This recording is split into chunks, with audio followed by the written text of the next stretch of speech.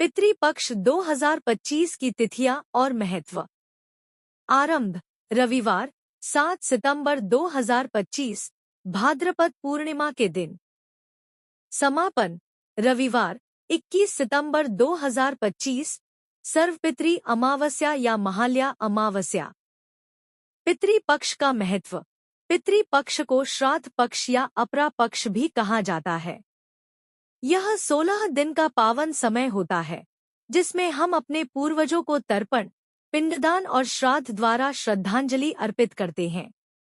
इस काल में अपने पूर्वजों को जल, तिल, अन्न और पिंड अर्पित करके उनकी आत्मा की शांति के लिए प्रार्थना की जाती है। माना जाता है कि पितरों की आत्मा इन दिनों पृथ्वी पर आती है और अपने वंशजों से अर्पण स्वीकार करती है। पितरों को प्रसन्न करने से परिवार में सुख, समृद्धि और लंबी आयु का आशीर्वाद मिलता है। अंतिम दिन सर्वपितृ अमावस्या सबसे महत्वपूर्ण होता है। इस दिन जिनका श्राद्ध तिथि ज्ञात नहीं है वे भी श्राद्ध कर सकते हैं। पितृपक्ष में कौवे का महत्व। एक, पितरों के दूत। कौवे को हमारे पितरों का दूत माना जाता है।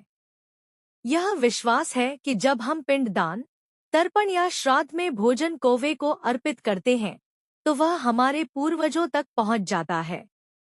2, प्रसाद की स्वीकृति। यदि श्राद्ध के समय कौवा भोजन ग्रहण कर ले तो इसे पितरों की प्रसन्नता और आशीर्वाद का संकेत माना जाता है। 3, यम का संबंध। धार्मिक मान्यताओं में कौवा यमराज से भी जुड़ा हुआ माना गया है। यम पितरों की आत्माओं का मार्गदर्शन करते हैं, इसलिए कौवे को भोजन कराना पितरों और यम दोनों का सम्मान है। 4, सृष्टि का संतुलन। कौवा बुद्धिमान पक्षी है और समूह में रहकर भोजन करता है। उसे अन्न खिलाना हमारे पितरों के साथ साथ प्रकृति और प्राणियों के प्रति भी हमारी जिम्मेदारी का प्रतीक है। संक्षेप में, पितृपक्ष में कौवे को भोजन कराना पितरों को तृप्त करने और उनके आशीर्वाद प्राप्त करने का माध्यम माना जाता है। इससे घर परिवार में शांति, स्वास्थ्य और समृद्धि बनी रहती है। पितृदोष के उपाय।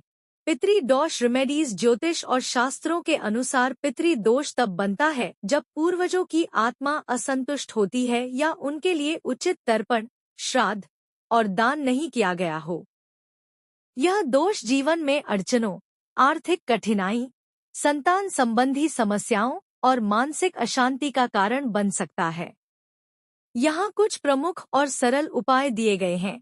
प्रमुख उपाय। 1, श्राद्ध और तर्पण करना। अमावस्या, पितृपक्ष या गंगा किनारे श्राद्ध, पिंडदान, तर्पण करें। इससे पूर्वजों की आत्मा तृप्त होकर आशीर्वाद देती है। 2, कौवे, गाय, कुत्ते और ब्राह्मण को भोजन कराना। पितरों का अंश इन प्राणियों में माना जाता है। श्राद्ध काल या अमावस्या पर उन्हें भोजन देने से पितृदोष कम होता है। 3, गाय को हरा चारा और कुत्ते को रोटी देना। रोजाना या अमावस्या को करने से पितृ प्रसन्न होते हैं। 4, पीपल वृक्ष की पूजा। पीपल वृक्ष में पितरों का वास माना जाता है।